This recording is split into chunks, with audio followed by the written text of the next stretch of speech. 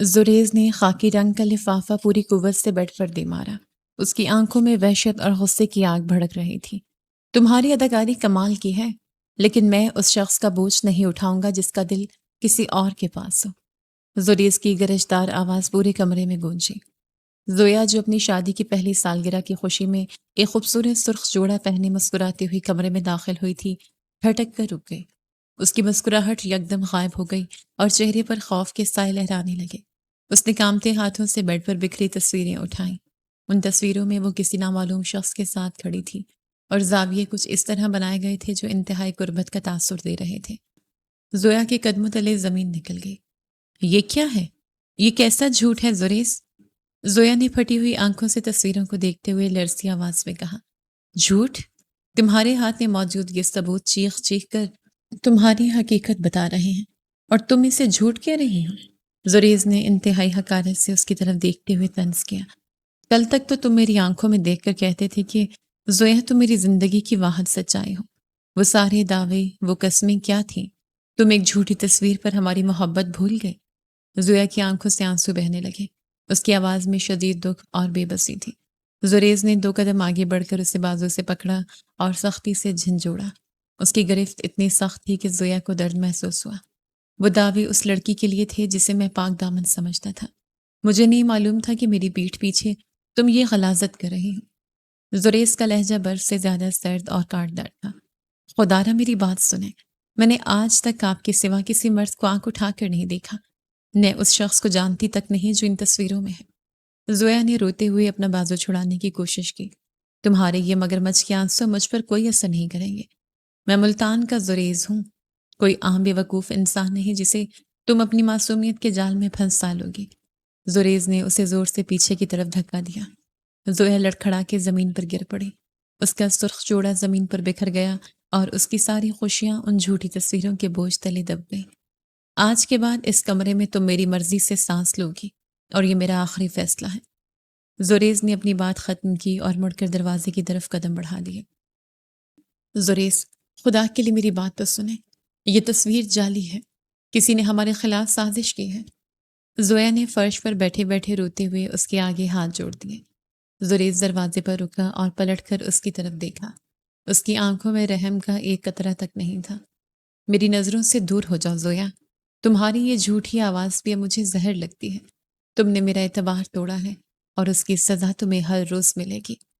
زریز نے اسے جھٹکتے ہوئے کہا اور کمرے کا دروازہ زور سے بند کر کے باہر نکل گیا۔ زویا اکیلی فرش پر بیٹھی رہ گئی۔ اس کے ارد گرد بکھری ہوئی تصاویر اسے منہ چڑھا رہی تھیں۔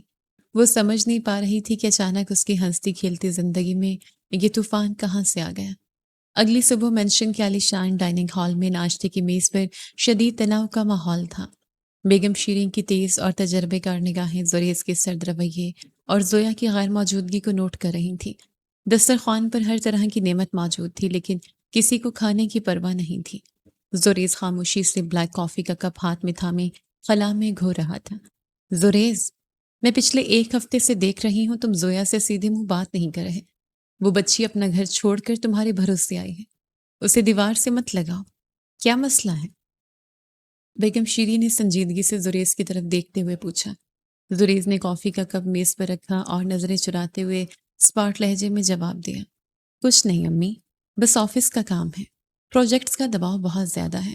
کام کا دباؤ اپنی جگہ، لیکن بیوی کے بھی کچھ حقوق ہوتے ہیں۔ وہ کل رات سے کمرے سے باہر نہیں نکلی۔ تم نے اس سے بات کی ہے؟ بیگم شیرین کی آواز میں سختی آ گئی۔ اسی دوران فارس ایک منافقانہ مسکراہٹ چہرے پر سجائے ڈائننگ ہال میں داخل ہوا۔ اس نے کرسی کھینچی اور بیٹھتے ہوئے صورتحال کا جائزہ لیا۔ ارے ممانی جان، زریز بھائی اتنے بڑے پروجیکٹ سنبھال رہے ہیں، تھکن تو ہوگی۔ ان کے کندھوں پر پوری انڈسٹری کا بوجھ ہے۔ فارس نے زریز کی طرف دیکھتے ہوئے ہمدردی کا ڈرامہ کیا۔ تمہیں بیچ میں بولنے کی ضرورت نہیں فارس، میں اپنے بیٹے سے بات کر رہی ہوں۔ بیگم شیرین نے فارس کو ٹوک دیا۔ فارس نے مسکراہٹ کو مزید گہرا کیا اور چائے کا کپ اٹھاتے ہوئے زہریلے انداز میں بولا، ویسے زریز، قسمت ہو تو تمہاری دولت، رتبہ اور اتنی وفادار بیوی، انسان کو اور کیا چاہیے؟ لفظ وفادار سنتے ہی زریز کی مٹھیاں بھینچ گئیں۔ اس کی رگیں تن گئیں اور غصہ اس کے چہرے پر واضح ہونے لگا۔ اس نے کرختگی سے اپنی کرسی پیچھے کی اور کھڑا ہو گیا۔ میرا ناشتہ ہو گیا ہے، میں آفس جا رہا ہوں۔ زریز نے انتہائی غصے میں کہا اور تیز قدموں سے باہر نکل گیا۔ فارس اندر ہی اندر اپنی اس کامیابی پر خوش ہو رہا تھا۔ اس نے اطمینان سے چائے کا گھونٹ بھرا اور بیگم شیریں کی طرف دیکھ کر معصومیت سے کندھے اچکائے۔ بیگم شیریں کو فارس کا رویہ ہمیشہ سے کھٹکتا تھا، لیکن اس وقت ان کی ساری توجہ زویا کی طرف تھی۔ زریز کے شاندار کارپوریٹ آفس کا منظر انتہائی گھٹن زدہ تھا۔ شیشے کی بڑی کھڑکیوں سے ملتان شہر کا نظارہ نظر آ رہا تھا، لیکن زریز کی آنکھوں پر غصے کی پٹی بندھی تھی۔ وہ اپنے کیبن میں شیر کی طرح بے چینی سے ٹہل رہا تھا۔ اس کا غرور اسے سکون نہیں لینے دے رہا تھا۔ تھوڑی دیر بعد کیبن کا دروازہ کھلا اور فارس اندر داخل ہوا۔ زریز، تم نے صبح سے کچھ کھایا نہیں ہے، یہ غصہ تمہاری صحت کے لیے ٹھیک نہیں۔ فارس نے فائلیں میز پر رکھتے ہوئے فکر مندی ظاہر کی۔ زریز رکا اور فارس کی طرف پلٹا۔ اس کی آنکھوں میں شکر گزاری اور غصہ دونوں موجود تھے۔ فارس، تم میرے بچپن کے دوست ہو، میرے دائیں ہاتھ ہو۔ اگر تم نے وہ تصویریں نہ نکالی ہوتی تو میں اندھے کی طرح اس دھوکے باز کو پوچھتا رہتا۔ مجھے یقین نہیں آ رہا کہ اس نے میرے ساتھ یہ کھیل کھیلا۔ زریز نے میز پر مکہ مارتے ہوئے کہا۔ فارس نے ایک بہترین اداکار کی طرح آگے بڑھ کر زریز کے کندھے پر ہاتھ رکھا۔ یار زریز، میرا تو فرض تھا، تمہارے جیسے کامیاب اور باوقار انسان کو کسی دھوکے باز کی ضرورت نہیں۔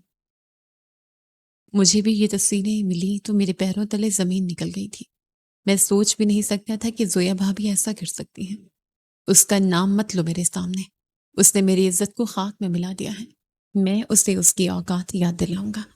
وہ سمجھی تھی کہ وہ مجھے بے وقوف بنا لے گی، لیکن اب اسے پتہ چلے گا کہ زریز سے غداری کا انجام کیا ہوتا ہے۔ زریز دانت پیستے ہوئے بولا، بالکل ٹھیک کہہ رہے ہو تم، اسے اس کی اوقات یاد دلاؤ، اسے احساس دلاؤ کہ تمہاری زندگی میں اس کی کیا حیثیت ہے۔ اسے اس گھر میں ایک قیدی بنا کر رکھو تاکہ اسے ہر پل اپنی غلطی کا احساس ہو۔ فارس نے آنکھ پر مزید تیل چھڑکا۔ زریز نے اسبات میں سر ہلایا اور اپنی کرسی پر بیٹھ گیا۔ کیمرہ فارس کے چہرے پر فوکس کرتا ہے، جہاں ہمدردی کے پیچھے چھپی ایک شیطانی اور فاتحانہ مسکراہٹ واضح تھی۔ وہ جانتا تھا کہ اس نے زریز کے دماغ میں زہر بھر دیا ہے اور اب زویا کی زندگی ایک جہنم بننے والی ہے۔ دوسری طرف شہر کی ایک مصروف شاپنگ مال کی پارکنگ میں ایک الگ ہی کشمکش چل رہی تھی۔ حمزہ، جو زویا کا بڑا بھائی تھا، اپنی گاڑی پارک کرنے کے لیے ایک خالی جگہ کی طرف بڑھ رہا تھا۔ وہ اپنے لاجسٹک بزنس کے سلسلے میں کافی تھکا ہوا تھا اور بس جلدی سے کچھ سامان لے کر واپس جانا چاہتا تھا۔ جیسے ہی اس نے گاڑی موڑنے کی کوشش کی، اچانک سامنے سے ایک اور گاڑی تیزی سے آئی اور بالکل اس کی گاڑی کے سامنے آ کر بریک لگائے۔ حمزہ نے فوراً بریک دبائی اور بمشکل ٹکر ہونے سے بچی۔ اس نے غصے سے گاڑی کا دروازہ کھولا اور باہر نکل آیا۔ سامنے والی گاڑی کا دروازہ بھی کھلا اور زارا، جو کہ ایک تیز ترار اور پر اعتماد لڑکی تھی، باہر نکلی۔ اس کے چہرے پر کوئی شرمندگی نہیں تھی، بلکہ الٹا وہ غصے میں لگ رہی تھی۔ محترمہ، کیا آنکھیں بند کر کے گاڑی چلا رہی ہیں؟ ابھی بہت بڑا حادثہ ہو جاتا۔ حمزہ نے سنجیدگی اور قدر غصے سے زارا کی طرف دیکھتے ہوئے کہا۔ زارا نے اپنی اینک سر پر چڑھائی اور حمزہ کی آنکھوں میں آنکھیں ڈال کر تیز لہجے میں جواب دیا۔ غلطی آپ کی ہے مسٹر، اور آنکھیں مجھے دکھا رہے ہیں۔ آپ نے انڈیکیٹر دیے بغیر گاڑی موڑی ہے، اور ویسے بھی یہ میری پارکنگ کی جگہ ہے۔ میں پچھلے 10 منٹ سے اس جگہ کا انتظار کر رہی تھی۔ حمزہ، جو عام طور پر فضول بحثوں سے دور رہتا تھا، زارا کی اس جارحانہ لیکن معصومانہ انداز پر حیران رہ گیا۔ وہ اپنی غلطی ماننے کی بجائے پوری ڈھٹائی سے اسے ہی قصوروار ٹھہرا رہی تھی۔ حمزہ کا غصہ اچانک یکدم غائب ہو گیا اور اس کے لبوں پر ایک ہلکی سی مسکراہٹ ابھر آئی۔ اس نے زارا کی طرف غور سے دیکھا۔ وہ واقعی بہت پر اعتماد تھی۔ یہاں کہیں آپ کا نام تو نہیں لکھا محترمہ، کہ یہ آپ کی جگہ ہے؟ پارکنگ میں جو پہلے آتا ہے جگہ اسی کی ہوتی ہے۔ حمزہ نے اسے زج کرنے کے لیے کہا۔ نام نہیں لکھا، لیکن یہ اصول ہے کہ جو گاڑی پہلے انتظار کر رہی ہو حق اسی کا ہوتا ہے۔ آپ کو گاڑی پیچھے کرنی پڑے گی۔ زارا نے اپنے دونوں ہاتھ سینے پر باندھتے ہوئے حتمی فیصلہ سنایا۔ حمزہ نے ایک نظر اپنی گاڑی پر ڈالی اور پھر زارا کی طرف دیکھا۔ وہ بحث کو مزید طول نہیں دینا چاہتا تھا۔ چلیں، جگہ آپ کی مان لیتے ہیں، پر غصہ تو تھوڑا کم کریں۔ آپ کی اس تیز رفتاری سے واقعی نقصان ہو سکتا تھا۔ آئندہ ذرا دھیان سے گاڑی چلائیے گا۔ حمزہ نے مسکراہٹ دبا کر صورتحال کو ٹھنڈا کرتے ہوئے کہا، اور اپنی گاڑی کی طرف مڑ گیا۔ زارا نے بھی کوئی مزید جواب نہیں دیا اور فتحیانہ انداز میں اپنی گاڑی میں بیٹھ کر اسے پار کرنے لگی۔ حمزہ نے اپنی گاڑی پیچھے کی اور دوسری جگہ تلاش کرنے لگا۔ یہ مختصر اور تیکھی ملاقات ان دونوں کے درمیان ایک ایسے رشتے کی بنیاد رکھ چکی تھی جو آگے چل کر زویا کی زندگی کے اندھیروں کو دور کرنے اور حقائق کو سامنے لانے میں ایک بہت اہم کردار ادا کرنے والا تھا۔ گھر میں زویا کی حالت دن بدن خراب ہوتی جا رہی تھی۔ اس نے خود کو کمرے تک محدود کر لیا تھا۔ زریز جب بھی کمرے میں آتا وہ یا تو خاموش رہتی یا پھر رو کر اپنی بے گناہی کا یقین دلانے کی کوشش کرتی، لیکن زریز نے اپنے کانوں اور دل پر تالے لگا رکھے تھے۔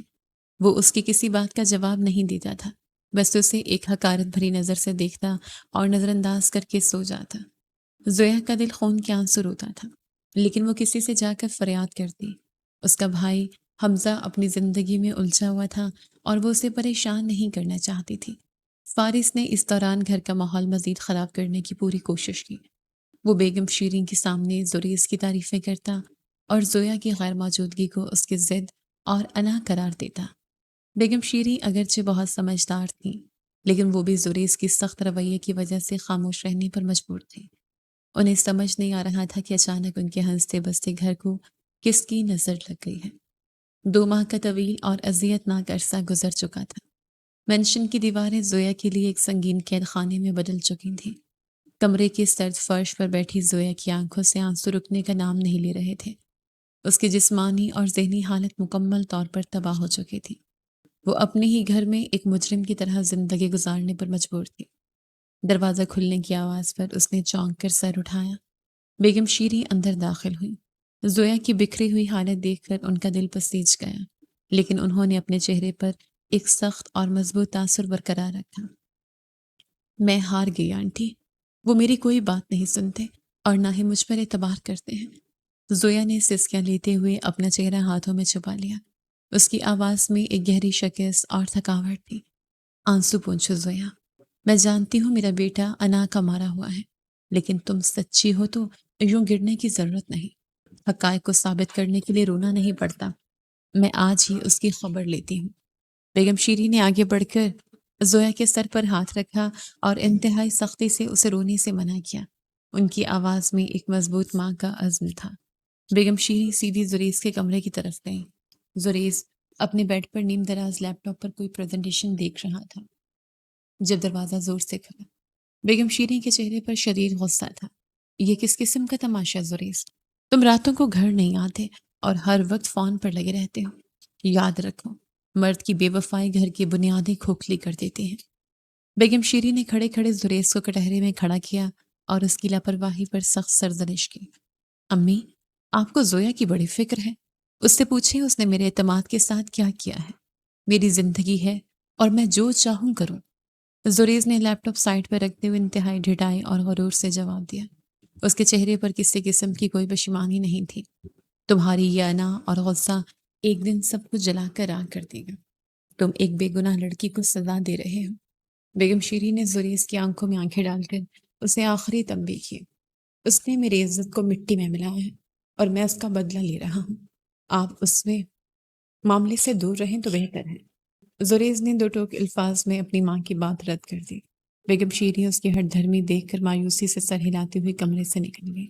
شہر کے سب سے مہنگے اور پرتعش ریسٹورینٹ میں مدھم روشنی اور ہلکی موسیقی کا ماحول تھا۔ زریز نتاشا کے سامنے بیٹھا تھا، لیکن اس کی سوچوں کا مرکز صرف زویا کو اذیت دینے کے نت نئے طریقے تراشنا تھا۔ نتاشا اس کی توجہ حاصل کرنے کے لیے مسلسل مسکرا رہی تھی۔ زریز، تم میرے ساتھ ہو لیکن بہت کھوئے کھوئے لگتے ہو۔ کیا تم میری بات سن بھی رہے ہو؟ نتاشا نے زریز کے ہاتھ پر اپنا ہاتھ رکھتے ہوئے شکوہ کیا۔ اس کی آواز میں مصنوعی ناراضگی تھی۔ نہیں نتاشا، مجھے آج کل کسی ایسے ساتھی کی تلاش تھی جو کم از کم وفادار ہو۔ تم سے بہتر اور کون ہو سکتا ہے؟ چلو ایک سیلفی لیتے ہیں۔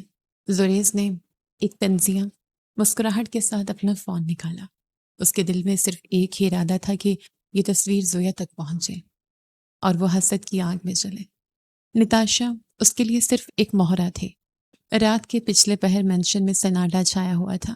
زریز جان بوجھ کر بیڈ روم کا دروازہ ہلکا سا کھلا چھوڑ کر کھڑکی کے پاس کھڑا تھا اور فون پر اونچی آواز میں بات کر رہا تھا۔ اسے معلوم تھا کہ زویا دروازے کی اوٹ میں موجود ہے اور وہ یہ سب اسے سنانے کے لیے ہی کر رہا تھا۔ ہاں نتاشا، تم واقعی بہت اسپیشل ہو، تم سے مل کر مجھے سکون ملتا ہے۔ اس دھوکے باز رشتے سے تو تم ہزار درجے بہتر ہو۔ زوریز کی آواز میں ایک ظالمانہ اور کاٹدار طنز تھا۔ وہ ہر لفظ چبا چبا کر ادا کر رہا تھا تاکہ زویا کے دل پر سیدھا وار ہو۔ دروازے کے باہر کھڑی زویا کے قدم سن ہو گئے۔ اس کی آنکھوں سے ایک آخری آنسو ٹوٹ کر گرا۔ اس نے وہ آنسو سختی سے پہنچا۔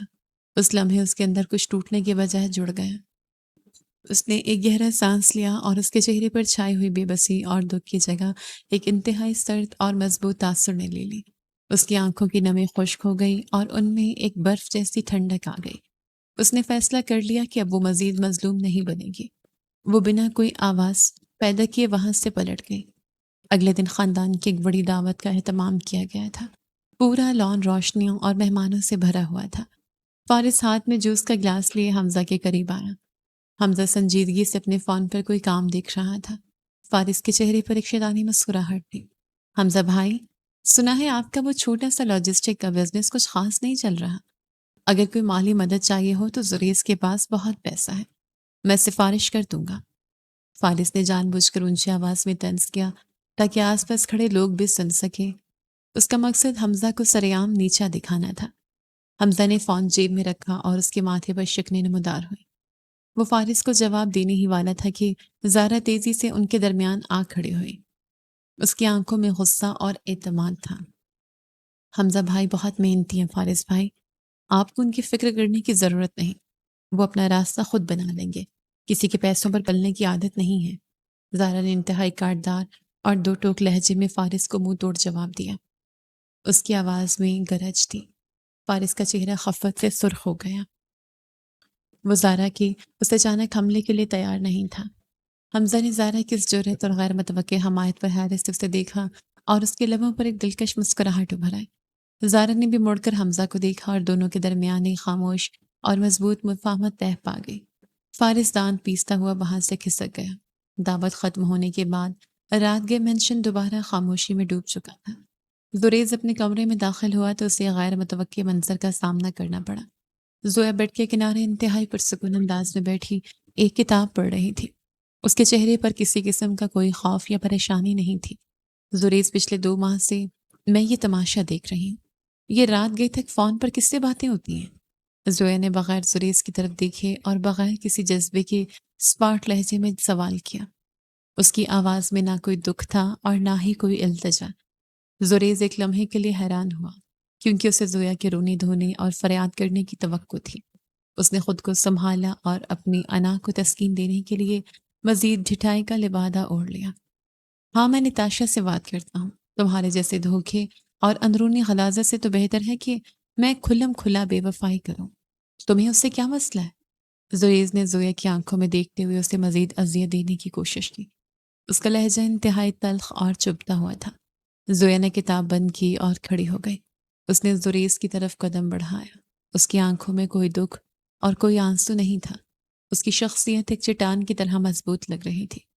شکر ہے آپ نے سچ تو بولا، مجھے بس یہی جاننا تھا کہ آپ کس حد تک گر سکتے ہیں۔ زویا نے انتہائی سرد مہری اور طنزی انداز میں کہا اور مڑ کر اپنے لیپ ٹاپ کی طرف چلی گئی۔ زریز پتھر کا مجسمہ بنا اسے جاتا دیکھتا رہ گیا۔ زویا کا یہ غیر متوقع پرسکون اور بے نیاز رد عمل اس کی انا پر ایک زوردار تمانچہ تھا۔ 3 مہینہ شروع ہو چکا تھا اور ملتان کے اس پرتعیش مینشن کی فضا میں ایک عجیب سی سرد مہری رچی ہوئی تھی۔ وقت گزرنے کے ساتھ ساتھ زریز کی جھنجھلاہٹ اب ایک واضح پاگل پن میں بدلتی جا رہی تھی کیونکہ زویا نے اسے مکمل طور پر نظر انداز کرنا شروع کر دیا تھا۔ وہ اس کے غصے، تانوں اور جان بوجھ کر کی جانے والی حرکتوں پر کوئی رد عمل نہیں دیتی تھی۔ اور زریز کے قدموں کی آواز کمرے کے دروازے پر سنائی دی۔ اس کے ہاتھوں میں مہنگی شاپنگ بیگز اور پرفیومز کے ڈبے تھے۔ اس نے انتہائی رونت اور غرور کے ساتھ وہ تمام بیگز اور گفٹس بیڈ پر زویا کے بالکل قریب پھینکے۔ یہ سب نتاشا نے مجھے تحفے میں دیے ہیں اور سچ پوچھو تو اسے میری پسند کا تم سے کہیں زیادہ خیال ہے۔ زریز نے ایک طنزیہ اور زہریلی مسکراہٹ کے ساتھ زویا کی طرف دیکھتے ہوئے کہا۔ اسے پوری امید تھی کہ زویا یہ سن کر تڑپ اٹھے گی۔ اپنی پسند اور یہ تحفے مبارک ہوں آپ کو۔ زویا نے انتہائی پرسکون اور سپاٹ انداز میں اپنا لیپ ٹاپ کھولتے ہوئے جواب دیا۔ اس کی آنکھوں میں کوئی دکھ نہیں تھا اور نہ ہی اس نے ان تحفوں کی طرف ایک نظر ڈال کر دیکھا۔ تمہیں ذرا بھی شرم نہیں آتی کہ تمہارا شوہر کسی اور عورت کے دیے ہوئے تحفے لا کر تمہارے سامنے رکھ رہا ہے؟ زریز کی آواز میں حیرت اور غصے کی آمیزش تھی۔ وہ زویا کی اس بے نیازی پر اندر تک جل گیا تھا۔ شرم ان کو آنی چاہیے جو رشتوں کا تقدس پامال کرتے ہیں۔ میرا ایک on line free lance project due ہے، مجھے اپنا کام مکمل کرنا ہے، اس لیے مجھے ڈسٹرب مت کیجیے گا۔ زویا نے اپنی انگلیاں لیپ ٹاپ کی کی بورڈ پر چلاتے ہوئے انتہائی کاٹدار مگر دھیمے لہجے میں کہا، یہ کیا نیا ڈرامہ شروع کیا ہے تم نے؟ ہر وقت اس مشین کے آگے بیٹھی رہتی ہو، رو کر منتیں نہیں کرو گی میری؟ زریز کا غصہ قابو سے باہر ہو گیا اور اس نے آگے بڑھ کر پوری طاقت سے زویا کے لیپ ٹاپ کی سکرین نیچے دبا دی، جس سے ایک زوردار آواز پیدا ہوئی۔ جن رشتوں میں اعتبار نہ رہے وہاں صفائیاں نہیں دی جاتی اور نہ ہی منتیں کی جاتی ہیں۔ زویا نے بالکل نہ ڈرتے ہوئے اپنا لیپ ٹاپ واپس کھولا اور سیدھا زریز کی آنکھوں میں آنکھیں ڈال کر اسے وہ حقیقت بتائی جو وہ سننا نہیں چاہتا تھا۔ تمہاری یہ اکڑ بہت جلد خاک میں ملا دوں گا۔ تم بھول رہی ہو کہ تم کس کے سامنے بیٹھی ہو۔ زریز نے دانت پیستے اسے دھمکی دی۔ اس کی انا بری طرح مجروح ہو رہی تھی۔ آپ اپنا قیمتی وقت نتاشا کو دیں، مجھے اپنے کریئر پر فوکس کرنا ہے اور اپنے پیروں پر کھڑا ہونا ہے۔ زویا نے اپنی نظریں دوبارہ لیپ ٹاپ کی سکرین پر جما لی اور زریز کی دھمکی کو ہوا میں اڑا دیا۔ زریز بے بس ہو کر رہ گیا۔ اس نے غصے سے بیڈ کے پاس پڑا ایک گلدان لات مار کر توڑا اور کمرے سے باہر نکل گیا۔ وہ سمجھ نہیں پا رہا تھا کہ جس لڑکی کو اس نے اپنے پیروں کی جوتی سمجھا تھا وہ اچانک اتنی خود مختار اور مضبوط کیسے ہو گئی۔ دوسری طرف شہر کے ایک اور حصے میں حمزہ کے چھوٹے سے لاجسٹک آفس میں خاموشی چھائی ہوئی تھی۔ حمزہ اپنی کرسی پر سر تھامے بیٹھا تھا۔ اس کے چہرے پر شدید تھکاوٹ اور پریشانی کے آثار تھے۔ زارا 2 کپ کافی لیے کمرے میں داخل ہوئی اور ایک کپ حمزہ کے سامنے میز پر رکھا۔ زارا، پچھلے 3 مہینوں میں میری زویا بالکل بدل گئی ہے، حمزہ نے کافی کا کپ دونوں ہاتھوں میں تھامتے ہوئے انتہائی دکھ بھرے لہجے میں کہا۔ اس کی آنکھوں میں اپنی بہن کے لیے بے پناہ درد تھا۔ میں جانتی ہوں حمزہ بھائی، وہ اب ہنستی بولتی نہیں ہے، بس اپنے آن لائن کام میں الجھی رہتی ہے، لیکن یہ اس کا زندہ رہنے کا طریقہ ہے۔ زارا نے کرسی پر بیٹھتے ہوئے ہمدردی اور فکر مندی سے حمزہ کی طرف دیکھ کر جواب دیا۔ وہ اندر سے مر چکی ہے زارا، اس کی مسکراہٹ چھن گئی ہے۔ وہ مجھ سے کچھ نہیں کہتی لیکن میں اس کا بھائی ہوں، میں اس کی خاموشی میں چھپی اذیت کو محسوس کر سکتا ہوں۔ زریز نے اسے زندہ لاش بنا دیا ہے۔ حمزہ کی آواز بھرا گئی اور اس نے بے بسی سے میز پر مکہ مارا۔ آپ پریشان نہ ہوں حمزہ بھائی، میں آپ کو یقین دلاتی ہوں کہ میں زویا بھابھی کو اس دلدل میں تنہا نہیں چھوڑوں گی۔ زارا نے اپنا ہاتھ آگے بڑھا کر حمزہ کے ہاتھ پر رکھا اور اس کی آنکھوں میں دیکھ کر ایک مضبوط عزم کے ساتھ کہا، میں اس شخص کو چھوڑوں گا نہیں جس نے میری بہن پر یہ جھوٹا الزام لگایا۔ بس مجھے ایک بار کوئی سراغ مل جائے۔ حمزہ کی آنکھوں میں غصے کی آگ بھڑک اٹھی۔ اس نے زارا کے ہاتھ کی نرمی سے کچھ حوصلہ پایا۔ ہم مل کر سچ سامنے لائیں گے، آپ اکیلی نہیں ہیں اس جنگ میں آپ کے ساتھ کھڑی ہوں۔ زارا کا لہجہ ایک سچی ساتھی کا تھا جس نے حمزہ کے دل میں ایک نئی امید پیدا کر دی۔ ادھر فارس اپنے شاندار کارپوریٹ کیبن میں بے چینی سے ٹہل رہا تھا۔ اسے محسوس ہونے لگا تھا کہ اس کا زویا کو گھر سے نکالنے کا منصوبہ مکمل طور پر کامیاب نہیں ہو سکا، کیونکہ زویا ابھی تک اس گھر میں موجود تھی اور زریز کی جھنجھلاہٹ بتا رہی تھی کہ وہ زویا کی خاموشی سے پریشان ہے۔ فارس نے اپنا فون نکالا اور نتاشا کا نمبر ڈائل کیا۔ نتاشا، یہی موقع ہے، تم فوراً مینشن جاؤ۔ فارس نے فون اٹھتے ہی انتہائی شاطرانہ انداز میں ہدایت دی۔ میں مینشن کیوں جاؤں زریز؟ تو آفس میں ہے، میری اس سے بات ہوئی تھی۔ نتاشا کی الجھی ہوئی آواز دوسری طرف سے ابھری۔ اسی لیے تو کہہ رہا ہوں بے وقوف لڑکی، آج زریز گھر پر نہیں ہے، تم گھر جا کر زویا کو اتنا ذلیل کرو کہ وہ خود یہ گھر چھوڑ کر چلی جائے۔ فارس نے اپنی مکاری سے نتاشا کے دماغ میں زہر بھرنا شروع کیا۔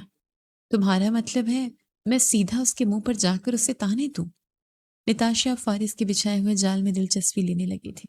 بالکل، اور یاد رکھو اس کے جاتے ہی تم اس گھر کی مالکن بن جاؤ گی، زریز کی ساری دولت اور رتبہ تمہارا ہوگا۔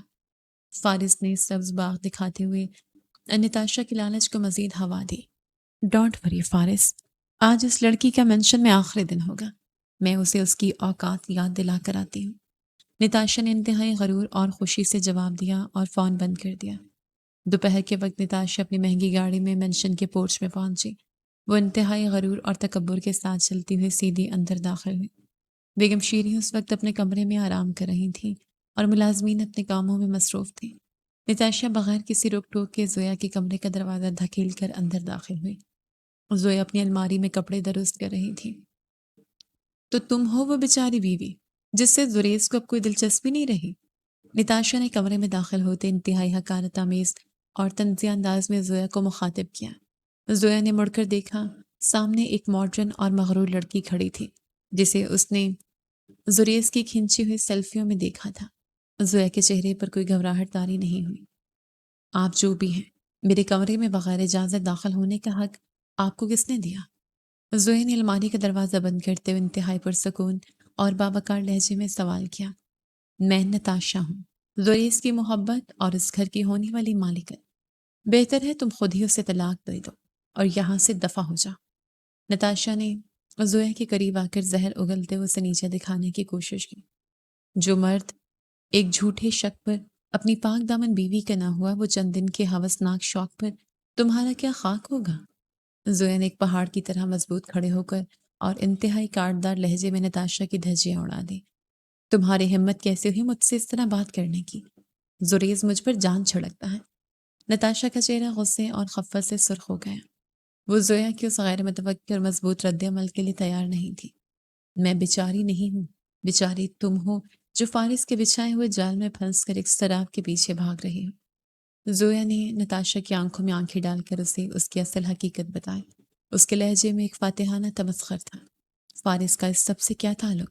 تم پاگل ہو گئی ہو۔ نتاشا اندر سے گھبرا گئی کیونکہ زویا نے بالکل درست نشانے پر تیر مارا تھا۔ اپنا یہ غرور اور یہ جھوٹا حسن وہاں دکھانا جہاں اس کی کوئی قیمت ہو۔ میری نظر میں تم صرف ایک بکاؤ مہرہ ہو۔ اب دروازہ اس طرف ہے، خاموشی سے نکل جاؤ۔ زویا نے اپنے ہاتھ کے اشارے سے دروازے کا راستہ دکھاتے ہوئے ایک ملکہ کی طرح حکم دیا۔ نتاشا مزید کچھ بولنے کے قابل نہیں رہی۔ زویا کی باتوں نے اس کے تکبر کو مٹی میں ملا دیا تھا۔ وہ ذلیل و خوار ہو کر پاؤں پٹکتی ہوئی کمرے سے باہر نکل گئی اور سیدھی اپنی گاڑی میں جا کر بیٹھی۔ زویا نے گہرا سانس لیا اور واپس اپنے کام میں مصروف ہو گئی۔ شام کے سائے گہرے ہو چکے تھے جب زریز تھکا ہارا گھر واپس آیا۔ اسے ملازمین سے پتہ چل چکا تھا کہ نتاشا دوپہر کو یہاں آئی تھی اور کچھ دیر بعد ہی غصے میں واپس چلی گئی۔ زریز سیدھا زویا کے کمرے میں آیا۔ اسے امید تھی کہ نتاشا کی باتیں سن کر زویا ٹوٹ چکی ہوگی اور رو رو کر برا حال کر چکی ہوگی، لیکن کمرے کا منظر اس کی توقعات کے بالکل برعکس تھا۔ زویا آرام سے صوفے پر بیٹھی چائے پی رہی تھی۔ سنا ہے نتاشا یہاں آئی تھی، تم نے رو کر ہنگامہ کیوں نہیں کیا؟ پورا گھر سر پر کیوں نہیں اٹھایا؟ زریز نے حیرت اور اندرونی جھنجھلاہٹ کو چھپاتے ہوئے طنزیہ انداز میں پوچھا۔ کیونکہ میری عزت نفس آپ کی اس گھٹیا اور سطحی کھیل سے بہت بڑی ہے۔ زویا نے چائے کا کپ میز پر رکھا اور انتہائی سرد مہری اور فاتحانہ نظروں سے زریز کی طرف دیکھ کر جواب دیا۔ تمہارے اندر غرور کس بات کا ہے؟ تم میں ایک احسان فراموش عورت ہو جس نے میرے رتبے کو دھوکا دیا۔ زریز اپنی خفت مٹانے کے لیے دوبارہ پرانے الزامات پر اتر آیا۔ اس کی آواز میں ایک کھوکھلا پن تھا۔ آپ مجھے توڑنا چاہتے تھے زریز، لیکن آپ نے مجھے خود مختار بنا دیا۔ آپ کے اس ظلم نے میرے اندر کی مظلوم لڑکی کو مار دیا ہے۔ زویا اپنی جگہ سے کھڑی ہوئی اور چل کر زریز کے بالکل سامنے کھڑی ہو گئی۔ اس کی آواز میں ایک ایسی چمک تھی جس نے زریز کی آنکھوں کو خیرہ کر دیا۔ تمہیں اپنی اس خود مختاری کی بہت بھاری قیمت چکانی پڑے گی۔ زویا، زریز نے نظریں چراتے ہوئے ایک بے جان دھمکی دی۔ قیمت میں چکا چکی ہوں، اب آپ کے ڈرانے کا وقت ختم ہو گیا ہے، اور ہاں، آئندہ اپنی اس بے حیائی اور اپنے ان کھلونوں کو اس گھر سے باہر رکھیں۔ زویا نے نتاشا کی طرف اشارہ کرتے ہوئے انتہائی حقارت سے زریز کو حکم دیا اور مڑ کر واش روم کی طرف چلی گئی۔ زریز مکمل طور پر ہار چکا تھا۔ وہ پتھر کا مجسمہ بنا وہیں کھڑا رہ گیا۔ اسے سمجھ نہیں آ رہا تھا کہ وہ کس سے لڑ رہا ہے۔ زویا کا یہ نیا روپ اس کے لیے خوفناک حقیقت بن کر سامنے آیا تھا۔ وہ جان گیا تھا کہ اب وہ زویا کو مزید کوئی ذہنی اذیت نہیں دے سکتا، کیونکہ زویا نے خود کو ایک مضبوط حصار میں قید کر لیا تھا جہاں زریز کے طعنے اور سازشیں اثر کرنا بند ہو چکی تھی۔ زریز کے دل کے کسی تاریک کونے میں پہلی بار یہ احساس جاگا کہ شاید اس نے واقعی ایک بہت بڑی غلطی کر دی ہے، لیکن اس کی جھوٹی انا ابھی بھی اس احساس کو کچلنے کی کوشش کر رہی تھی۔ وہ بوجھل قدموں کے ساتھ کمرے سے باہر نکل گیا۔ چوتھا مہینہ شروع ہو چکا تھا۔ زارا فارس کے دفتر میں کسی ضروری فائل کی تلاش میں موجود تھی جب اچانک فارس کی میز پر رکھی پرانی ڈائری سے ایک مڑا ہوا کاغذ نیچے گرا۔ زارا نے جھک کر وہ کاغذ اٹھایا اور اسے سیدھا کیا۔ یہ ایک گرافکس ایجنسی کی رسید تھی۔ زارا کی آنکھیں حیرت اور صدمے سے پھیل گئی۔ رسید پر واضح طور پر زویا کی تصویر کا نام، پیسوں کی ادائیگی کی تفصیل اور وہ تاریخ درج تھی جو عین اس دن کی تھی جب زریز نے زویا پر وہ بھیانک الزام لگایا تھا۔ زارا کو فوراً اندازہ ہو گیا کہ یہ کوئی معمولی کاغذ نہیں بلکہ وہ ثبوت ہے جس کی تلاش میں وہ اور حمزہ پچھلے 4 ماہ سے خوار ہو رہے تھے۔ فارسی اس تمام سازش کا ماسٹر مائنڈ تھا اور اس نے زویا کی زندگی تباہ کرنے کا یہ گھناؤنا کھیل کھیلا تھا۔ زارا نے بغیر ایک لمحہ ضائع کیے اپنے کامتے ہاتھوں سے حمزہ کا نمبر ڈائل کیا۔ حمزہ، آپ فوراً مجھ سے ملیں، مجھے کچھ ایسا ملا ہے جو سب کچھ بدل دے گا۔ زارا کی آواز میں شدید گھبراہٹ اور ایک طویل جنگ جیتنے کی خوشی ملی جلی تھی۔ کیا ہوا زارا؟ تم اتنی گھبرائی ہوئی کیوں ہو؟ اور یہ سب کچھ بدل دینے والی کیا بات ہے؟ حمزہ جو پچھلے 4 ماہ سے اپنی بہن کے درد میں تڑپ رہا تھا، فوراً اپنی کرسی سے کھڑا ہو گیا اور اس کے ماتھے پر پریشانی کے بل پڑ گئے۔ مجھے لگتا ہے زویا بھابھی کے خلاف ہونے والی سازش کا پردہ چاک ہو گیا ہے۔ آپ بس جلدی سے میرے پاس پہنچیں۔ میرے ہاتھ میں ایک رسید ہے جو فارس کی ڈائری سے ملی ہے۔ زارا نے رسید کو اپنی مٹھی میں مضبوطی سے دباتے ہوئے کہا۔ اس کا دل تیزی سے دھڑک رہا تھا۔ تمہیں اندازہ ہے تم کیا کہہ رہی ہو؟ میں ابھی آ رہا ہوں زارا، تم وہ رسید اپنی جان سے زیادہ سنبھال کر رکھنا، میں بس راستے میں ہوں۔ حمزہ نے سختی سے ہدایت کی اور اپنا فون جیب میں ڈال کر تیزی سے دفتر سے باہر نکل گیا۔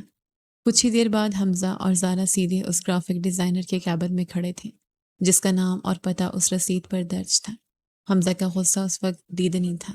اس کی رگیں تن چکی تھیں اور آنکھوں میں خون اترا ہوا تھا۔ وہ سیدھا اس ڈیزائنر کی کرسی تک گیا اور اس نے آگے بڑھ کر پوری طاقت سے اس ڈیزائنر کا گریبان پکڑ لیا۔ سیدھی طرح سچ بتاؤ، یہ تصویر تم نے ایڈٹ کی تھی؟ ورنہ آج تم زندہ یہاں سے باہر نہیں جاؤ گے۔ حمزہ نے رسید اس کی آنکھوں کے بالکل سامنے لہراتے ہوئے انتہائی گرجدار اور خطرناک آواز میں پوچھا۔ ڈیزائنر حمزہ کا یہ خوفناک غصہ اور اپنے ہاتھ کی لکھی رسید دیکھ کر خوف سے بری طرح کانپنے لگا۔ اس نے حمزہ کے ہاتھ سے اپنا گریبان چھڑانے کی ناکام کوشش کی۔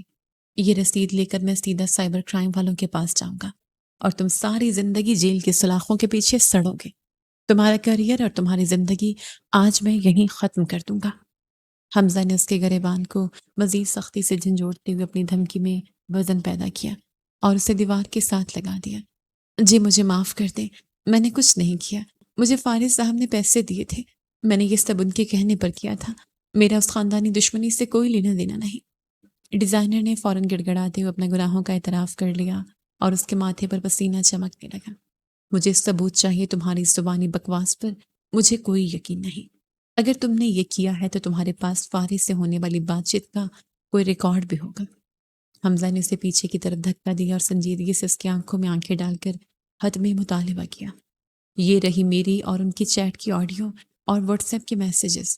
بس مجھے پولیس کے پاس مت لے جائیں، میں غریب آدمی ہوں، مجھے جو کہا گیا میں نے پیسوں کی خاطر کر دیا۔ گرافک ڈیزائنر نے ڈرتے ہوئے اپنا فون نکالا اور وہ تمام آڈیو ریکارڈنگز اور چیٹس حمزہ کے فون پر ٹرانسفر کر دی جن میں فارس اسے زویا کا چہرہ کسی اور تصویر پر لگانے کی صحیح ہدایات دے رہا تھا۔ ثبوت مکمل ہو چکا تھا اور حمزہ کی آنکھوں میں ایک فاتحانہ چمک ابھر آئی تھی۔ دوسری طرف مینشن کا منظر بالکل مختلف تھا۔ زویا اپنے کمرے میں انتہائی پرسکون انداز میں اپنا سامان ایک بڑے سوٹ کیس میں رکھ رہی تھی۔ اس کے چہرے پر ایک عجیب سا سکون اور آزادی کی چمک تھی جو پچھلے 4 ماہ کے دوران کبھی نظر نہیں آئی تھی۔ بیگم شیریں اتفاقاً اس طرف سے گزری تو دروازہ کھلا دیکھ کر اندر آ گئی۔ زویا بیٹا، یہ سوٹ کیس کیسا اور تم یہ کپڑے کیوں پیک کر رہی ہو؟ بیگم شیریں زویا کو سامان پیک کرتے دیکھ کر شدید پریشان ہو گئی اور ان کی آواز میں گنجانا سا خوف تھا۔ آنٹی، 4 مہینے میں نے اس گھر میں صرف اور صرف ذہنی اذیت سہی ہے۔ اب میں مزید یہ اذیت برداشت نہیں کر سکتی، اس لیے میں ہمیشہ کے لیے یہ گھر چھوڑ کر جا رہی ہوں۔ زویا نے کپڑے طے کرتے ہوئے انتہائی احترام لیکن ایک مضبوط اور 2 ٹوک لہجے میں جواب دیا۔ مجھے معلوم ہے میرے بیٹے نے تمہارے ساتھ بہت زیادتیاں کی ہیں، لیکن تم اس طرح گھر چھوڑ کر نہیں جا سکتی۔ یہ تمہارا بھی گھر ہے اور تم اس گھر کی عزت ہو۔ بیگم شیری نے آگے بڑھ کر زویا کا ہاتھ تھام لیا اور ان کی آنکھوں میں آنسو تیرنے لگے۔ اب میں معاشی طور پر بھی خود مختار ہوں آنٹی، میں نے اپنے قدموں پر کھڑا ہونا سیکھ لیا ہے، مجھے اب کسی کے سہارے کی ضرورت نہیں۔ زویا نے نرمی سے اپنا ہاتھ چھڑایا اور بیگم شیری کی طرف دیکھ کر ایک تلخ مسکراہٹ کے ساتھ بولی، تمہیں پیسوں کی کوئی کمی نہیں بیٹا، تم بس یہ غصہ تھوک دو، میں زریز سے بات کروں گی، وہ مان جائے گا، میں اسے سیدھے راستے پر لاؤں گی۔ بیگم شیری نے اسے منانے کی ایک آخری اور کمزور سی کوشش کی، کیونکہ وہ اندر سے جانتی تھیں کہ زریز حد سے گزر چکا ہے۔ جس شوہر کو دوسری عورت کے ساتھ تعلقات میں فخر ہو اور جو اپنی بیوی کے کردار کشی کرے، اس کے گھر میں میرا ایک پل رکنا بھی حرام ہے۔ میری عزت نفس مجھے اس چھت کے نیچے سانس لینے کی اجازت نہیں دیتی۔ زویا کے لہجے میں ایک ایسی کاٹ اور سچائی تھی جس نے بیگم شیری کو اندر تک ہلا کر رکھ دیا۔ مجھے معاف کر دو دھیرانی، میں تمہیں نہیں روکوں گی، تم سچی ہو اور میرا بیٹا ہی اندھا تھا جس نے ہیرے کو پتھر سمجھ کر ٹھکرا دیا۔ بیگم شیری رو پڑی اور انہوں نے زویا کو گلے لگا لیا۔ انہیں احساس ہو گیا تھا کہ اب پانی سر سے گزر چکا ہے اور زریز، اس نے اپنی سب سے قیمتی چیز ہمیشہ کے لیے کھو دی ہے۔ اسی دوران زریز اپنے مخصوص مغرور انداز میں گھر میں داخل ہوا۔ وہ سیدھا بیڈ روم کی طرف آیا اور دروازے پر کھڑے ہو کر زویا کا سامان پیک دیکھ کر رک گیا۔ اس کی انا ایک بار پھر جاگ اٹھی۔ اوہ، تو سامان پیک ہو گیا؟ اب کون سا نیا ڈرامہ رچایا جا رہا ہے؟ اور وہ کہاں جانے کا ارادہ رکھتی ہو؟ کیا کسی نئے شکار کی تلاش ہے؟ زریز نے بیڈ کے ساتھ ٹیک لگاتے ہوئے انتہائی طنزیہ اور ڈھٹائی بھرے انداز میں زویا سے سوال کیا۔ اس سے پہلے کہ زویا اس کی اس گھٹیا اور غلیظ بات کا کوئی جواب دیتی، پیچھے سے مرکزی دروازہ پوری قوت سے کھلا۔ اپنی بکواس بند رکھو زریز، تم اپنی حد سے بہت آگے نکل چکے ہو۔ حمزہ غصے میں دھاڑتے ہوئے اندر داخل ہوا۔ اس کی آنکھوں سے شعلے نکل رہے تھے اور اس کے ساتھ زارا بھی انتہائی سنجیدہ چہرے کے ساتھ موجود تھی۔ حال پر ایک خوفناک خاموشی چھا گئی اور سب کی نظریں حمزہ پر ٹک گئیں۔ زریز جو حمزہ کی اس اچانک اور گستاخانہ انٹری پر حیران تھا، غصے سے سیدھا کھڑا ہو گیا۔ تمہاری ہمت کیسے ہوئی میرے گھر میں گھس کر مجھ پر چلانے کی؟ تم اپنی اوقات بھول رہے ہو حمزہ، یہ میرا گھر ہے اور یہاں میری مرضی چلتی ہے۔ زریز نے اپنی روایتی رونق سے حمزہ کو نیچے دکھانے کی کوشش کی اور آگے بڑھ کر اس کا راستہ روکا۔ اوقات تو آج میں تمہیں تمہاری دکھاؤں گا زریز، تم جو خود کو عقل کل سمجھتے ہو، حقیقت میں ایک بے وقوف اور اندھے انسان ہو جسے اس کے اپنوں نے ہی ڈس لیا۔ حمزہ سیدھا زریز کے بالکل سامنے جا کر کھڑا ہو گیا اور اس کی آنکھوں میں آنکھیں ڈال کر سخت ترین لہجے میں بولا، تمہارا دماغ خراب ہو گیا ہے، تم میرے گھر میں کھڑے ہو کر میری ہی توہین کر رہے ہو، میں تمہیں دھکے مار کر باہر نکال سکتا ہوں۔ زریز نے ہاتھ اٹھا کر حمزہ کو پیچھے ہٹنے کا اشارہ کیا۔ اس کا غرور ابھی بھی ٹوٹنے کا نام نہیں لے رہا تھا۔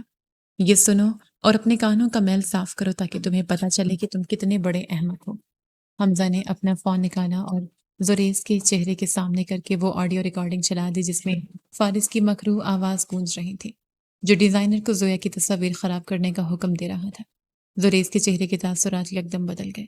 اس کی آنکھیں حیرت سے پھیل گئیں اور فون سے نکلنے والی فارس کی آواز اس کے دماغ پر ہتھوڑے کی طرح برسنے لگی۔ وہ صدمے سے بت بن گیا۔ اور یہ دیکھو وہ اصلی تصاویر جن پر میری پاک دامن بہن کا چہرہ لگا کر تمہارے اس وفادار فارس نے تمہیں بے وقوف بنایا اور تم نے ایک لمحہ بھی سوچے سمجھے بغیر اس پر یقین کر لیا۔ حمزہ نے وہ اصلی اور ایڈٹ شدہ دونوں تصاویر پوری طاقت سے زریز کے منہ پر ماری، بالکل اسی طرح جیسے زریز نے 4 ماہ پہلے زویا کے ساتھ کیا تھا۔ تم اپنی نام نہاد انا اور غرور میں اتنے اندھے ہو گئے کہ تم نے اپنی سچی بیوی پر شک کیا اور ایک سازشی سام کو اپنا محسن سمجھ بیٹھے۔ تم دراصل کسی رشتے کے قابل ہی نہیں ہو۔ حمزہ نے گرجدار آواز میں زریز کو اس کی اوقات یاد دلائی اور ایک ایک لفظ اس کے منہ پر دے مارا۔ پیچھے کھڑا فارس جو کچھ دیر پہلے ہی ہال میں داخل ہوا تھا، یہ سارا منظر دیکھ کر صدمے سے بت بن گیا۔ اس کا راز فاش ہو چکا تھا اور وہ پھٹی ہوئی آنکھوں سے پیچھے ہٹنے لگا۔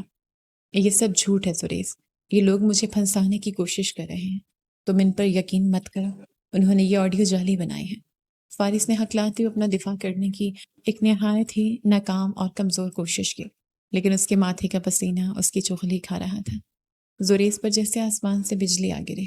اس کا سارا غرور، اس کی انا اور اس کا رتبہ ایک ہی لمحے میں مٹی میں مل گیا۔